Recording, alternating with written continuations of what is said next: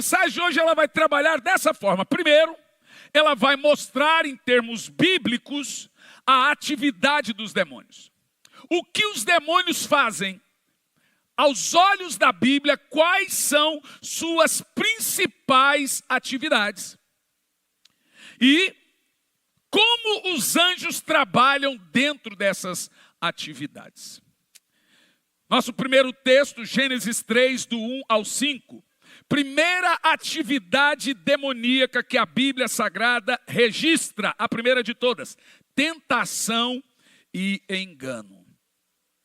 Nós lemos em Gênesis 3, do versos de 1 a 5, a serpente enganando Eva no Éden, tentando-os e os enganando. Ali nós temos a primeira atividade demoníaca. Os demônios usam para tentar enganar mentiras e manipulações para desviar as pessoas de Deus. Como os anjos vencem a mentira e a manipulação? Vamos ler em Mateus 4, versículo 11, e nos ensina, anjos ministrando a Jesus depois dele resistir às tentações. Mateus 4 e 11. Então o diabo o deixa e os anjos o servem. Você vê a obra dos anjos em meio à tentação. Fazendo o quê? O que nós vemos aqui nesse texto. Logo quando Jesus vence as tentações, você vê que os anjos vêm e servem Jesus. De quê? De comida. Mas não só de comida, também de proteção. Aqui nós vemos uma atividade de anjos retalhando uma tentação demoníaca. É necessário você entender que é impossível não ser tentado. A tentação é uma realidade na vida de todo crente. Mas você precisa saber que em meio a qualquer tipo de tentação ou prova, você terá anjos do Senhor lhe servindo. Segundo, opressão e doenças. Em Mateus 5, do 1 ao 13, nós temos o endemoniado gadareno que sofre opressões e automutilação e autodestruição. Essa história do gadareno é muito interessante, porque ele está preso em correntes. E a Bíblia diz que dos sintomas, quando uma pessoa está sendo vitimada por demônios, é a autodestruição. Toda pessoa vítima de demônios, ela entra em uma rota de autodestruição. É triste quando você vê pessoas se autodestruindo. Hoje eu vi uma matéria, eu fiquei muito triste, porque a conversão foi uma conversão genuína. Ele se converte, ele sofre muitos abusos no início da sua carreira pelo seu diretor musical, que até está preso agora. E ele se converte na de Nova York, e o pastor de Nova York era um mundano, caiu, a igreja fechou, era um nojo a igreja, e era muito amigo do pastor. Hoje a imagem que nós vimos foi 28 quilos mais magro, consumido pela cocaína. De novo, ele tinha vencido, e a gente fica muito triste, e a gente espera que o Senhor realmente o encontre, e que ele saiba separar o joio do trigo. Eu imagino que a cabeça dele deve estar um turbilhão, imaginando, só decepcionado, e ele decaiu completamente. Ou seja, ele entrou numa rota de autodestruição. Os demônios, eles podem e eles causam doenças, opressões mentais e doenças físicas. Deixa eu te falar uma coisa. Não é toda depressão que é do diabo, não. Mas toda atividade demoníaca traz depressão. Espero que você entenda a minha colocação. Eu tive depressão já. E no meu caso foi uma depressão aguda, uma aguda por burnout. O burnout, quando você está tendo burnout, ele explode energia em você. Então ele está, a palavra burnout é consumir o combustível, queimar. A hora que você tem, ele acelera você fica a 1000. Você não cansa, você não precisa nem dormir, mas você nem percebe que você está queimando todo o seu resto de energia. Quando ele queima a sua energia, aí você está sem energia. Qual é o nome disso? Depressão. Então, no meu caso, foi por um burnout e ausência de hormônios. Então, põe uma coisa na sua cabeça. Tem igreja aí que diz que depressão é demônio. Não é verdade. Mas toda pessoa que eu lidei que tinha problema de demônios, elas tinham várias crises repetitivas de ansiedade, ataque de pânico e depressão. Então, é uma das coisas que leva. Mas eu sei olhar para uma pessoa e ver se aquela depressão é uma atividade demoníaca ou hormonal. Para isso, nós estamos aqui, para fazer esse pequeno detalhe. Mas os demônios fazem isso. Agora, como os anjos vencem essa etapa em opressão e doenças? Vamos ver. Lucas 4, versículo 40. Quando nós estamos sendo atacados por demônios na nossa mente, quando nós estamos sendo atacados por demônios no nosso corpo, diz o texto, e ao pôr do sol, todos os que estavam enfermos de várias doenças lhe traziam pondo as mãos sobre cada um deles e os curava. Pode ir. Pode ir. E também de muitos saíam demônios, clamando e dizendo, tu és o Cristo, o Filho de Deus. E ele, repreendendo-os, não os deixava falar, pois sabia que ele era o Cristo. Viu só? Isso aqui é muito importante, porque tem gente que ama ouvir demônio falando. Mas Jesus não gostava de demônio falando. Nós temos também o texto dos anjos movimentando as águas em Betesda. E todo aquele que conseguisse entrar por primeiro, era curado. Então nós temos na Bíblia a atividade do Senhor e a atividade de anjos promovendo cura e libertação. Em terceiro lugar, acusação. Apocalipse 12, no versículo 10. Vamos ler esse texto. Satanás aqui é chamado de o acusador dos irmãos. Isso aqui é muito importante os irmãos entenderem. Eu ouvi uma voz no céu que dizia, agora é chegada a salvação e a força do reino do nosso Deus e o poder do seu Cristo, porque já o acusador de nossos irmãos é derrubado, o qual diante do nosso Deus os acusava dia e de noite. Aí a gente faz pergunta, onde é que o diabo está agora? Está aí a resposta. Ah, mas o diabo vai no céu? Claro que vai. Está aqui na Bíblia. Não, ele não parou de ir no céu, mas você leu isso aonde? O texto diz que ele está diante de Deus de dia e de noite acusando o crente. Irmãos, nós devemos tomar muito cuidado com esse negócio de acusação. Deixa-me te explicar. Tem uma acusação que é benéfica e tem uma acusação que não é benéfica. Onde nós vamos saber a diferença? Vamos lá. A culpa é para a alma o que a dor é para o corpo. Vou repetir. A culpa é para a alma, o que a dor é para o corpo. Há um momento na sua vida que a culpa opera como alarme. E há um momento na sua vida que ela não vem de Deus. Quando é que a acusação vem de Deus? Antes de todo arrependimento. Até você se convencer dos seus pecados e se arrepender, quem está acusando você não é o diabo. Mesmo porque o diabo não quer que você se arrependa. Sabe quando é que o diabo vem? Depois que você é perdoado. Porque agora ele quer que você retroceda e seja vencido pela culpa. Então vamos lá. Qualquer culpa que vem antes do arrependimento é o que a Bíblia chama de tristeza enviada por Deus.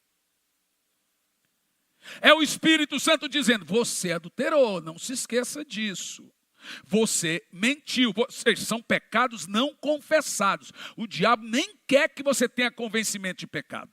Quem te convence do pecado, justiça e juízo? O Espírito Santo. Então, estamos corretos. Aí você se arrepende. Senhor, eu peço perdão pelos meus pecados, e você confessa seus pecados. Aí vem o diabo depois. Você não se esqueça que você adulterou. Já não é mais o Espírito Santo. Aí agora já é o diabo. Porque o diabo não quer que você entenda que o Senhor lhe perdoou. E como é que é vencido essa acusação? Deixa o texto aí, deixa o texto.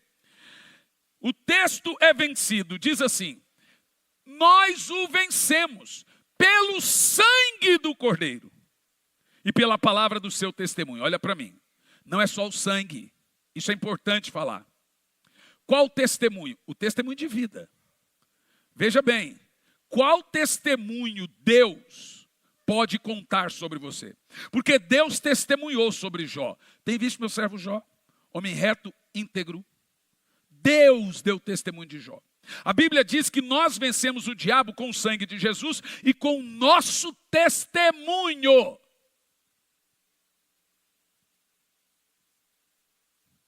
Entendeu a palavra testemunho? O diabo não é onipresente e nem onipotente. Ele também anda na esfera da adivinhação. Ele caminha na esfera de saber. Então o diabo ele tem que pensar, olhar para você e prever aonde você vai chegar. E aí o diabo enche a nossa mente do que a Bíblia chama de sofismas. Gente, você quer ver uma coisa completamente diabólica que você tem que repreender sempre? O tal do pensamento intrusivo. Não vem nenhum bom para nós. Você já percebeu? Todo pensamento intrusivo é de desgraça, de dizer que é o avião que está caindo, é o carro que vai bater, é isso que vai acontecer. Meu Deus, veio um negócio na minha cabeça. Nenhum. Vou ficar rico. Vou ficar não sei o quê. Você não tem pensamento intrusivo bom. É só coisa ruim. Você sabe quem que põe esses pensamentos? É o diabo. E como? É o que a Bíblia chama de sofismas. E como nós vencemos esses pensamentos? Repreendendo. Eles não podem virar palavra. Se eles virarem palavra, ela tem poder.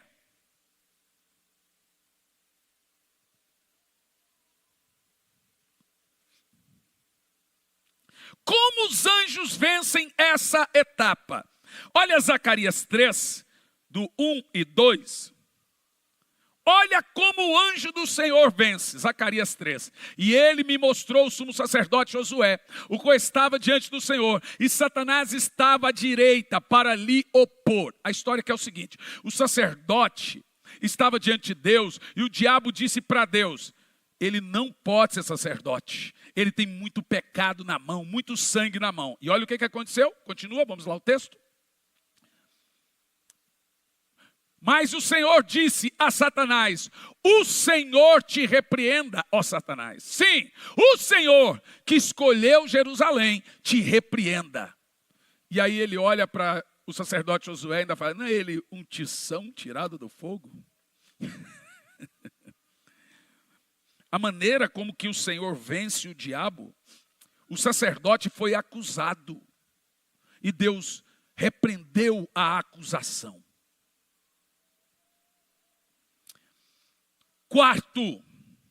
Quarta poderosa arma de demônios contra nós e como os anjos trabalham.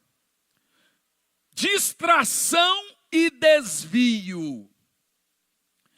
2 de Paulo aos Coríntios 11 e 14, a Bíblia afirma que Satanás se disfarça em anjo de luz. E para que eles fazem isso? Eu vou aproveitar esse pedaço aqui. Presta atenção no que eu vou falar.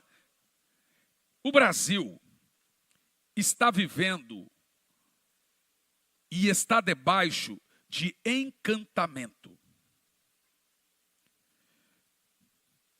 O que nós estamos vendo no Brasil é uma síntese espiritual de profecia, um misto de uma língua estranha que dá para ver que é do diabo, e adivinhação atrás de adivinhação. Enchendo estádio para ficar profetizando. Profetizando, o estádio lotado. Irmão, palavra profética na Bíblia era a cada 100 anos, 200 anos, 300 anos, 400. Hoje é por minuto. Esse dia o cara estava na internet, tinha 3.000 pessoas assistindo e ele revelando as 3.000. Você vai conversar com o povo, olha para mim. Eles têm um critério de homem de Deus que a Bíblia não tem.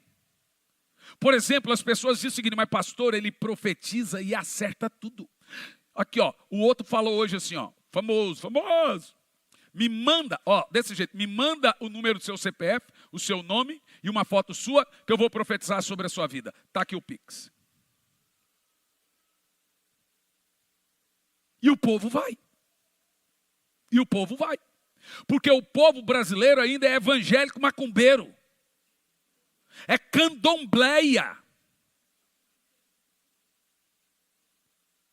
É um evangelho misturado com banda, com quimbanda, com candomblé, com Rosa Cruz. Místico.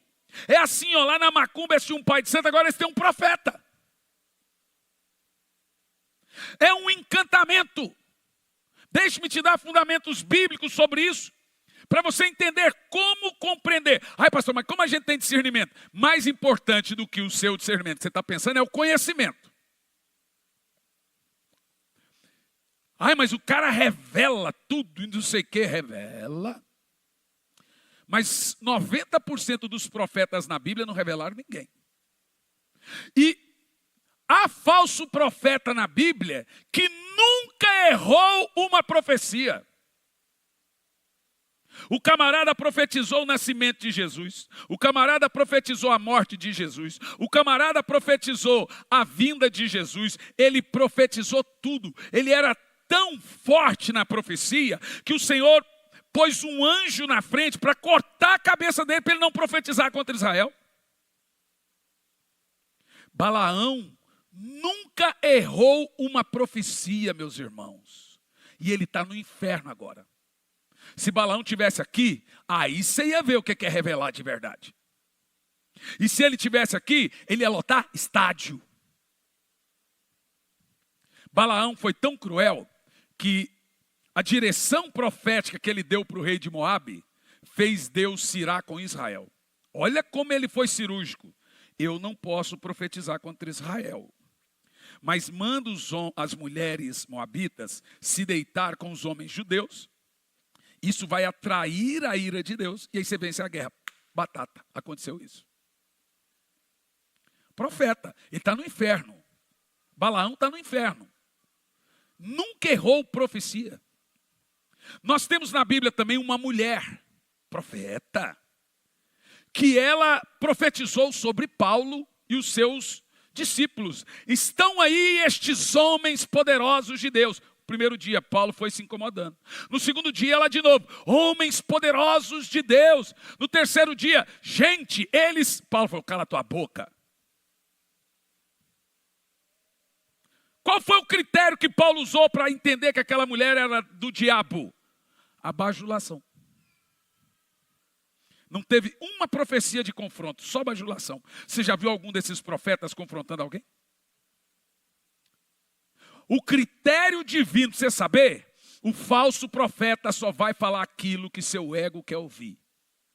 Por que que Deus vai alisar meu ego se eu mereço mudança?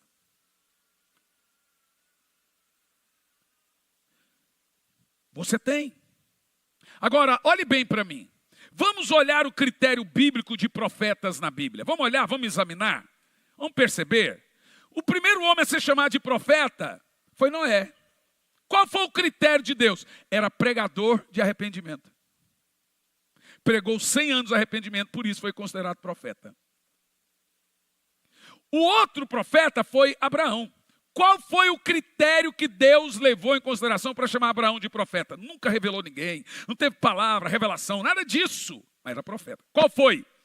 Ocultaria eu de meu servo, meu amigo, profeta Abraão, o que estou prestes a fazer? Qual foi o critério?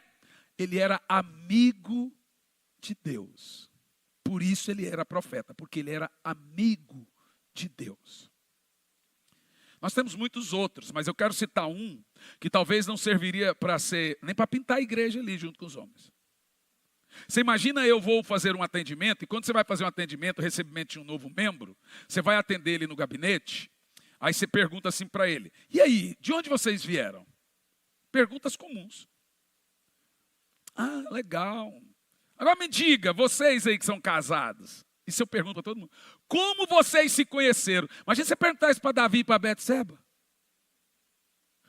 Betseba iria olhar para Davi, olhar assim: fala não. Não, mas vocês se conheceram como? Aí Davi olhava e falou: olha, eu matei o marido dela, engravidei ela, e aí acabou que o primeiro filho teve que morrer, e acabou que agora virou minha mulher. Ah, foi só isso. Eu ia falar assim: irmão, você não dá para você ser pregador aqui nessa igreja, não. Não dá para você tocar, ser do louvor, não. Sinto muito. Não é assim? Mas a Bíblia diz que uma vez eu estava orando, e aí eu pregando arrependimento, eu detonava Davi. Falei: que cara 7-1, olha que mala. E um dia eu fui orar, e o Espírito Santo falou assim: ó, para de falar de Davi. Eu o amo. É meu servo. Você tem que se lembrar que ele nunca mais pecou. Davi, você tem que falar dele como sinônimo de arrependimento e novos começos. E é assim. Ele conseguiu vencer a culpa. Ele conseguiu vencer tudo. E teve retorno ao Senhor. É assim que você vai falar. Mas eu posso pelo menos falar de Saul? Ah, de Saul pode. A Bíblia diz que Saul e Acabe são os dois reis que Deus mais odiou.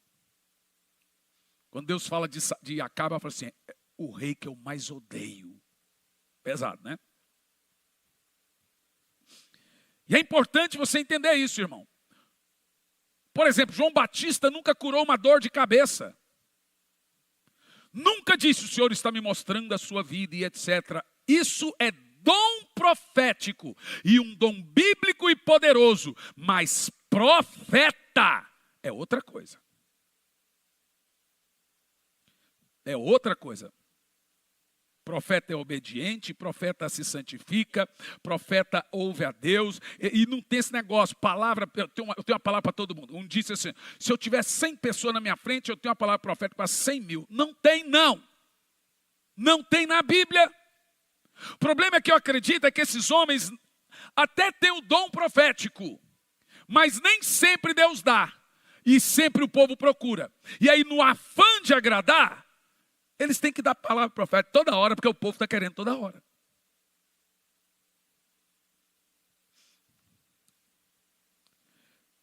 Então, Satanás, ele usa o desvio e as distrações. 2 Coríntios 11:14 afirma dessa forma: não é maravilha, porque o próprio Satanás se transforma em anjo de luz. Você entendeu isso? O diabo faz milagres. O diabo faz maravilhas. O diabo pode criar um ambiente de culto que será muito difícil você entender que não é unção.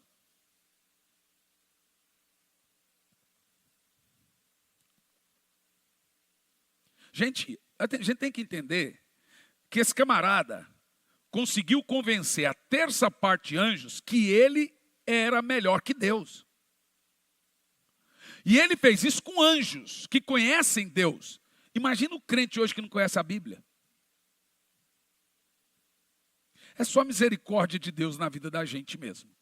Aí entra o Senhor em proteção a cada um de nós. Os demônios podem usar distrações para desviar o crente do seu caminho. Mas Hebreus 1:14, olha o que diz aqui a cada um de nós. Hebreus 1:14, a operação dos anjos de Deus. Não são porventura todos eles espíritos ministradores? Eles quem? Enviados para servir a favor daqueles que hão de herdar a salvação. Diz assim, ó: os anjos não são todos espíritos ministradores enviados para servir os que hão de chegar ao céu, herdar a salvação?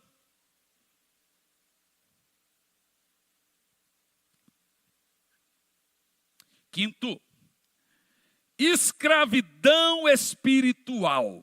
Isso é sério.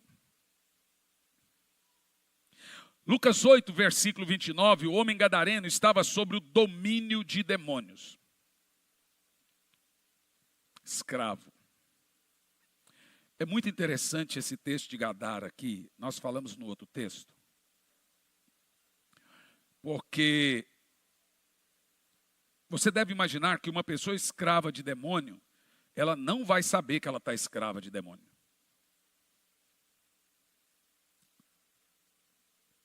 Os demônios buscam escravizar as pessoas, levando-as a pecados e a vícios.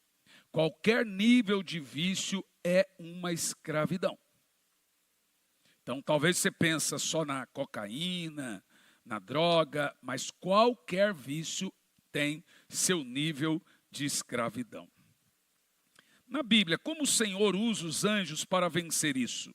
Atos 5 e 19 nos mostra uma operação muito poderosa do Senhor para vencer essa etapa. Mas de noite um anjo do Senhor abriu as portas da prisão, tirando-os para fora, e disse: ide, apresentai-vos no templo e dizei ao povo todas as palavras dessa vida. Esse texto é poderoso, né? Paulo e Silas.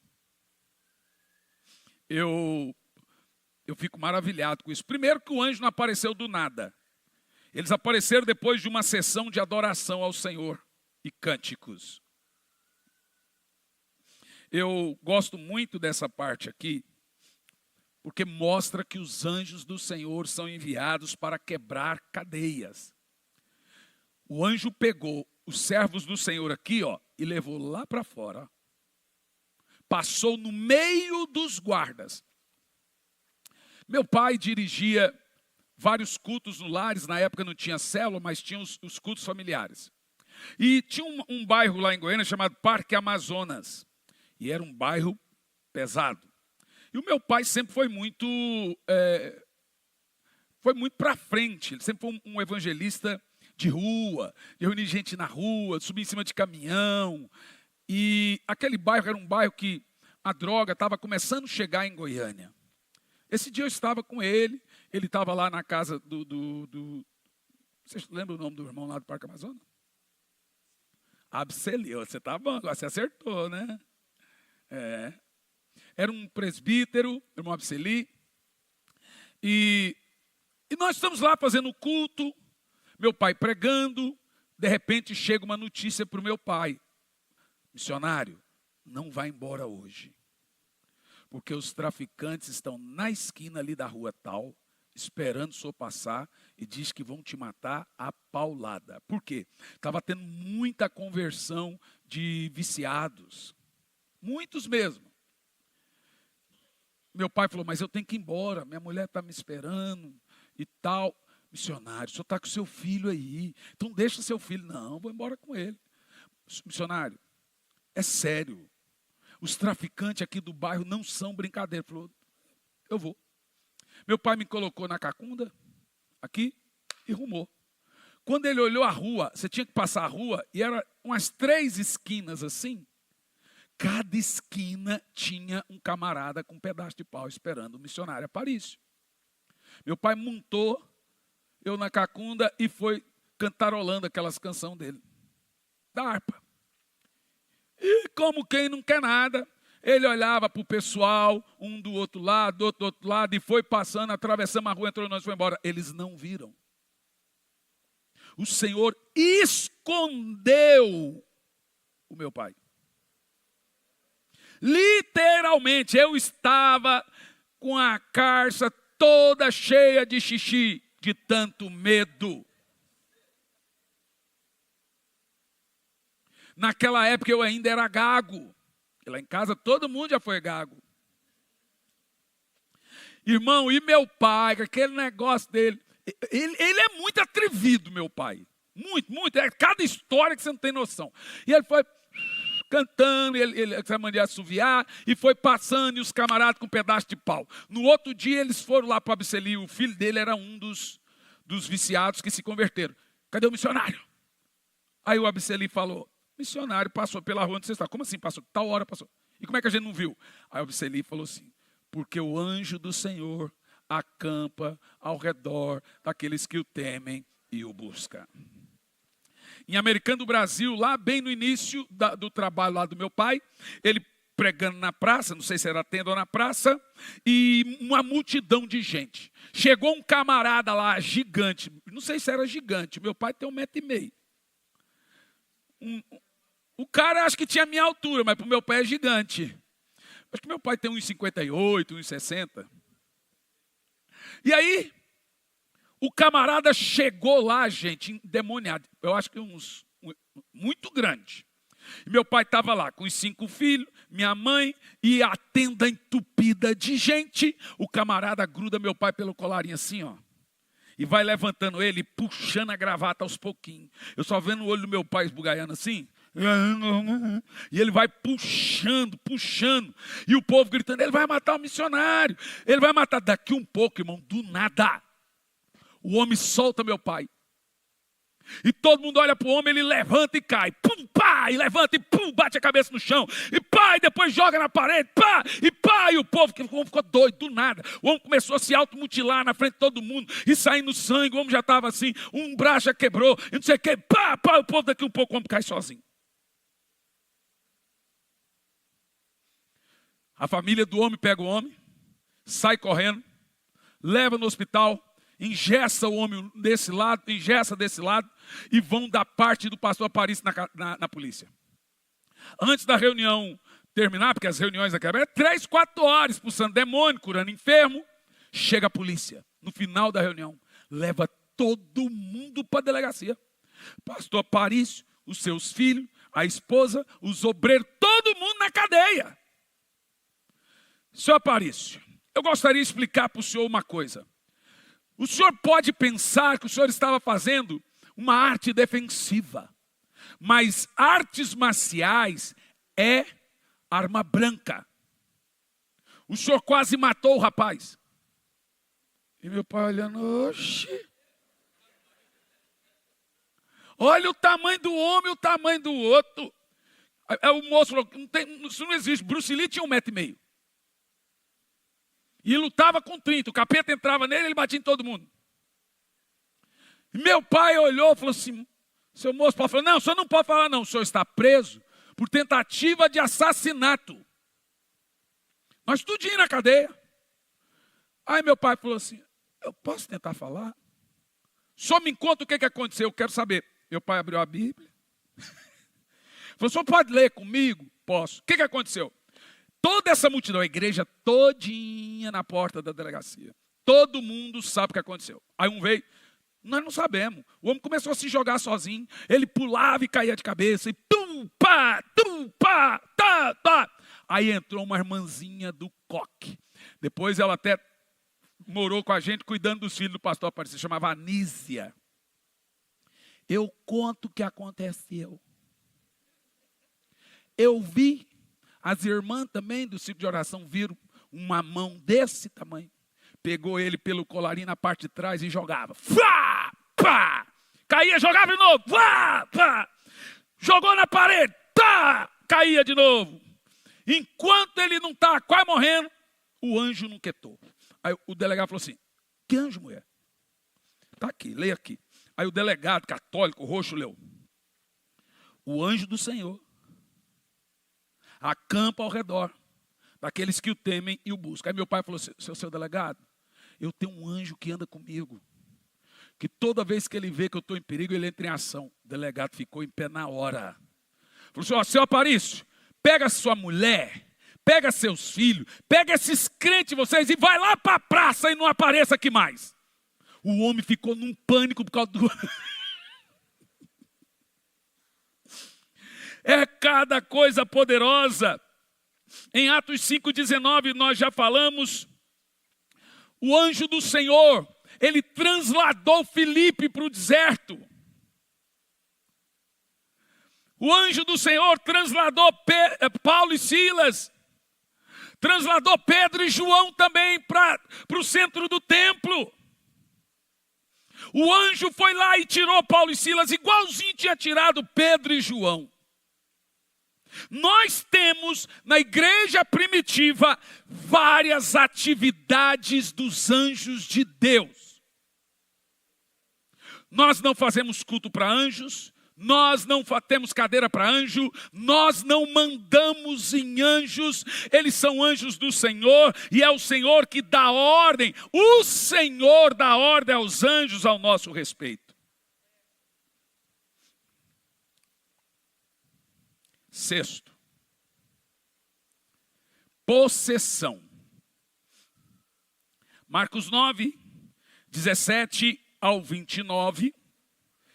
Olha que, eu vou falar uma coisa para vocês. Vocês percebem que o Novo e o Velho Testamento, ele é recheado de coisas poderosas.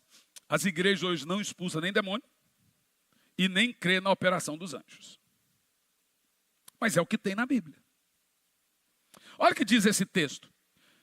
E um da multidão respondendo disse: mestre, trouxe meu filho que tem um demônio mudo, um espírito mudo. Olha que texto, gente. E este, onde quer que apanhe, despedaça-o, e ele espuma, e range os dentes, e vai definhando. E eu disse aos teus discípulos que o expulsassem. E eles não puseram. Aí Jesus apela com os discípulos. E ele respondendo lhes disse: ó geração incrédula. Jesus amoroso. Até quando estareis convosco? Até quando sofrereis ainda? Traz o menino. E trouxeram, quando ele o viu, logo o espírito o agitou com violência. E caindo o endemoniado por terra, revolvia e espumava-se. E perguntou ao pai dele: quanto tempo que esse menino está assim, que lhe sucede isso? Jesus lhe disse: desde a infância. Gente, nós somos a igreja do Senhor. A gente tem que dar resposta para esse tipo de situação. Se a igreja de Jesus não consegue fazer algo nesse sentido, quem vai fazer? Nós temos o poder do Espírito Santo por isso. Quem entende o que eu estou falando? Jesus é bom, né? E muitas vezes o tem lançado no fogo, na água, para o destruir. Mas se tu podes fazer alguma coisa, tem compaixão de nós, ajuda-nos. Jesus disse: se tu podes crer, tudo é possível ao que crê. E logo o pai do menino, clamando com lágrimas, disse: eu creio, Senhor, ajuda na minha incredulidade. Humildade. Jesus, vendo que a multidão concorria, repreendeu o espírito imundo, dizendo: espírito mudo e surdo, eu te ordeno, saia dele e não entres mais no menino. E ele, clamando e agitando com violência, saiu. E o menino ficou como morto, de tal maneira que muitos diziam que o menino estava morto. Mas Jesus, tomando pela mão, o ergueu e ele se levantou. Gente, a Bíblia, você lê um negócio desse, a Bíblia enche você de muita fé, não é? A palavra de Deus enche a gente de muita fé. Os demônios, gente, eles possuem animais. Eles possuem pessoas. E eles causam, a ideia é causar sofrimento e destruição. Mas em Mateus 28:2, o anjo do Senhor anuncia a ressurreição de Cristo, simbolizando vitória sobre as forças do mal. Sétimo, promover idolatria. 1 Coríntios 10:20 diz assim: as coisas que os gentios sacrificam, as sacrificam a demônios. Aí que você vai entender porque eu sou conservador. Eu estou num ambiente que já está consagrado a demônios. Para quê? A troco de quê?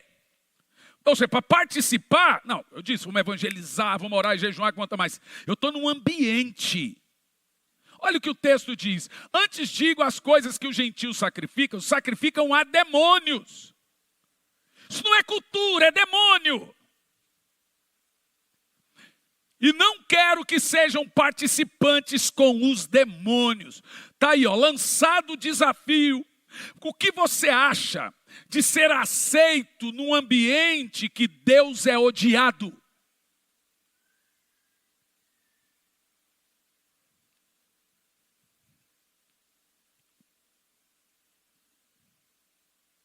E anjos dão resposta a essa atividade. Apocalipse 19, no versículo 10. Você percebe que os demônios estão por detrás de imagens e de ídolos. O que Paulo está dizendo aqui, ó, por detrás de cada situação dessa é um demônio que está. Quando você põe uma velhinha, quando você faz alguma coisa, você faz a demônios. Olha o que diz o texto. E eu me lancei aos seus pés para adorá-lo. João vê um anjo, né? Mas ele me disse, não faça isso. Sou teu conservo e servo de teus irmãos. E que tem testemunho de Jesus, adora somente a Deus, pois o testemunho de Jesus é o espírito da profecia. Olha que texto mais poderoso. O diabo promove adoração a ídolos e a ele. Os anjos não aceitam.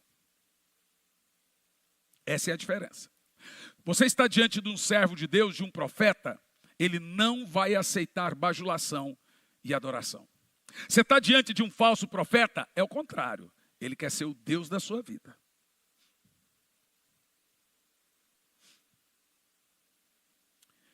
Em oitavo, fomentar pecado.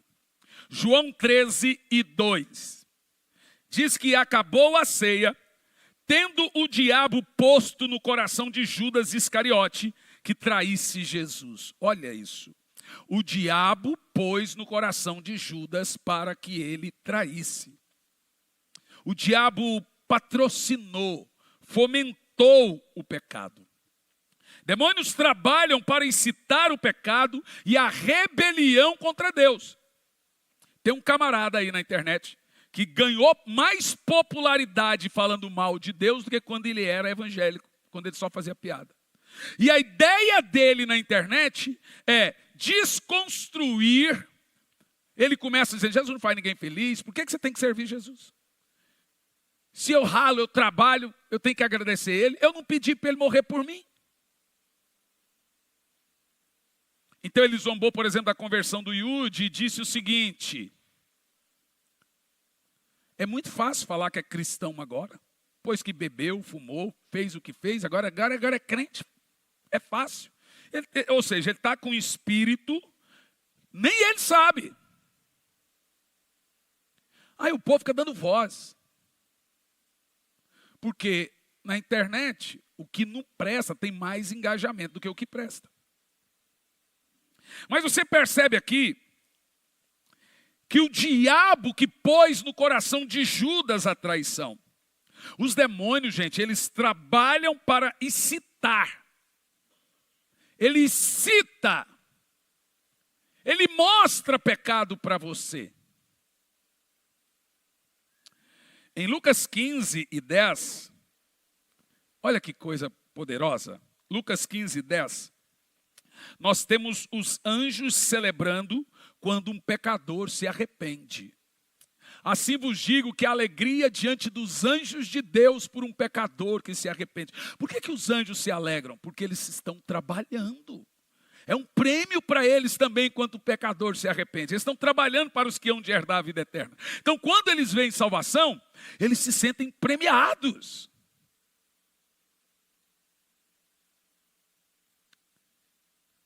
Amém? Em nono, confusão e discórdia. Tiago 3,15 diz assim, essa não é a sabedoria que vem do alto, mas a terrena, animal e diabólica. Presta atenção nisso, vamos ver o texto. Esta não é a sabedoria que vem do alto, mas terrena, animal e diabólica. Ele está falando do quê? De fofoca, de confusão, de discórdia. Ele chama essas estutícias que as pessoas têm de uma sabedoria diabólica. Todo fofoqueiro é diabólico.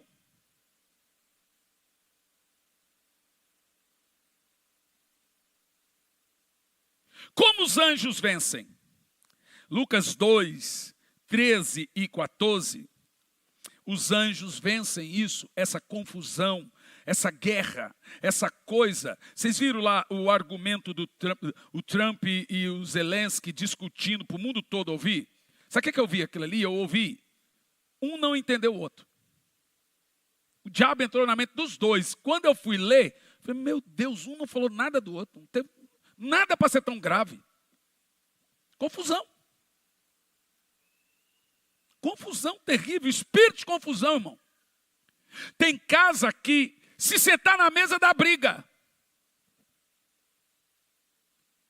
Você sabia que tem gente que aonde ele pisa tem confusão? É um espírito que a pessoa traz. Todo lugar que ela está vai dar briga. Você nem ser com ela. É um espírito de confusão. Mas a palavra de Deus diz em Lucas 2, o 13 e 14. A palavra do Senhor nos instrui. Qual é o papel dos anjos nessa confusão? Ajuntando-se, entretanto, muitos milhares de pessoas, de sorte que se atropelavam uns aos outros, começou a dizer aos seus discípulos, acautelai-vos, primeiramente, do fermento dos fariseus, que é a hipocrisia. Não, é Lucas 2, você pôs 12, do 13 e 14. E no mesmo instante apareceu com um anjo, uma multidão dos exércitos celestiais, louvando a Deus e dizendo, glória a Deus nas alturas, e paz na terra aos homens de boa vontade. Você viu que a missão dos anjos é pacifista. É guerra, é confusão, é diabo. Porque o papel dos anjos é anunciar e promover a paz. Irmão, se está tendo confusão na sua casa, você precisa chamar a família, orar. Senhor, nos vê onde a gente tem que consertar. Porque se está tendo confusão, está tendo uma atividade diabólica.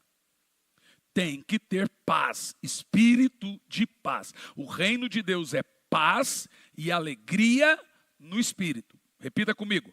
Paz e alegria no espírito. De novo. E a confusão e a discórdia, Tiago chama de sabedoria diabólica. Quer saber quem está cheio do diabo em uma casa? É quem mais fala dos outros.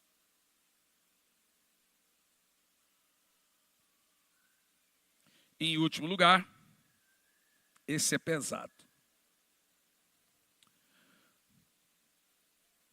10ª atividade dos demônios, encontrada na Bíblia. Tem muitas.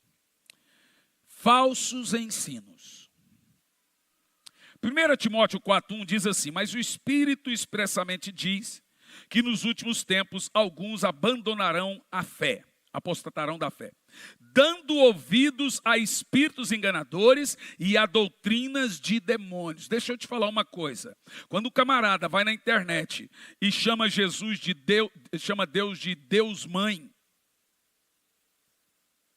que a gente tem que atualizar a Bíblia, e começa a falar de doutrinas diabólicas, ou começa a atacar Jesus, é o espírito do anticristo. E aqui o apóstolo Paulo fala a Timóteo que nos últimos dias uma das características da apostasia era os espíritos enganadores e as doutrinas de demônios. Os demônios, eles propagam falsos ensinos para distrair você do verdadeiro. Para desviar os crentes. O foco dos demônios não é o incauto, não é o mundano, é o crente.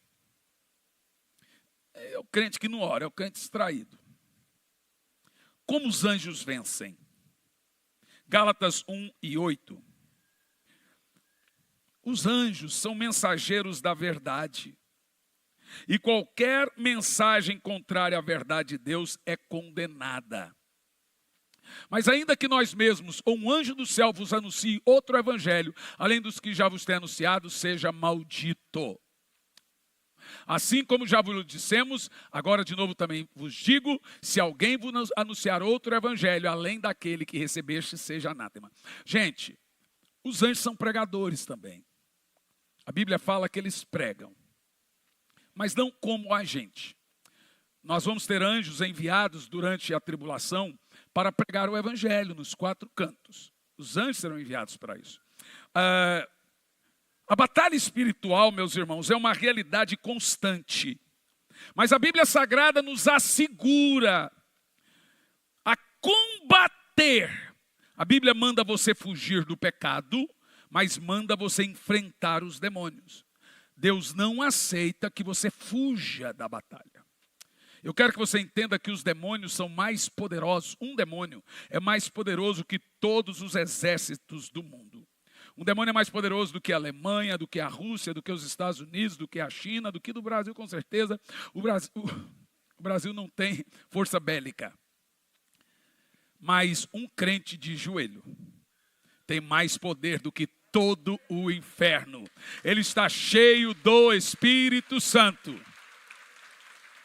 E diz a palavra de Deus: eu vos dou poder para pisar serpentes e escorpiões, e sobre todo o poder do mal, e nada lhe causará dano algum. E nessa batalha espiritual nossa, nós temos que aprender a fazer uso do ofício dos anjos, que são nossos ajudadores. Se você me permitir, na próxima quarta, eu vou te ensinar como trabalhar com Deus e com os anjos na batalha espiritual. Pastor, como é que eu aciono? Não é nada místico.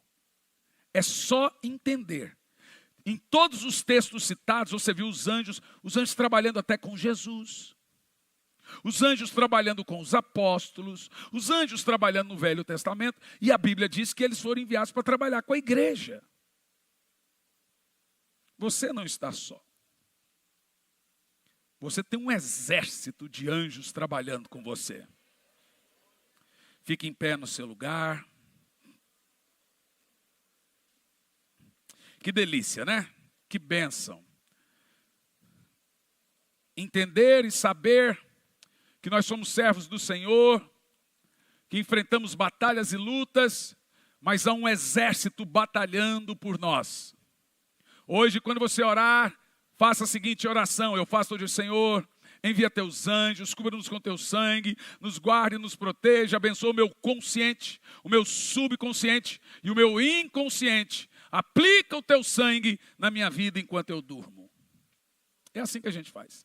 Quantas vezes, irmãos, eu vi irmãos, eu tive vendo irmãos que estavam lá na UTI, e eu fechei os olhos e vi um espírito de morte sobre ele. E aquele espírito de morte, tinha certeza que aquele irmão ia morrer aquele dia. Eu orei e falei: Senhor, envia teu anjo agora. O teu anjo. E repreendemos em nome de Jesus esse espírito de morte. O homem amanheceu, foi bom e saiu do hospital. A gente tem que aprender a trabalhar nesse sentido, amém? Vamos fazer o seguinte: eu vou dar a você uma dinâmica agora de 5 minutinhos. Essa dinâmica é o seguinte: você precisa de um milagre. Ou não? Acho que não. Ninguém aqui precisa de milagre, está tudo de boas. Quem aqui precisa de um milagre? Você consegue se lembrar desse milagre? Você vai fazer a seguinte oração. Nós vamos orar usando o nome de Jesus, pedindo com educação ao quem manda nos anjos, que é Jesus. Senhor, eu te peço, envia teus anjos. E você vai aplicar esse fundamento no nome de Jesus com muito respeito. Não é igual alguns, eu mando em anjo. Manda. Se manda. E você vai orar por 5 minutos, aplicando esse fundamento, orando que o Senhor esteja com a gente. Vamos lá. Feche os seus olhos e ore por 5 minutos. 5 minutinhos. Aplica isso agora. Fala com respeito a Jesus. Aquele que dá ordem aos anjos é Jesus. Você tem um marido em casa, Senhor, envia teu anjo. Tem um filho, tem alguém que usa droga, você precisa de um milagre. Vamos lá, verbaliza esse milagre. Verbaliza esse milagre. Gente, isso aqui não é mensagem neopentecostal não, gente. Isso aqui é mensagem bíblica.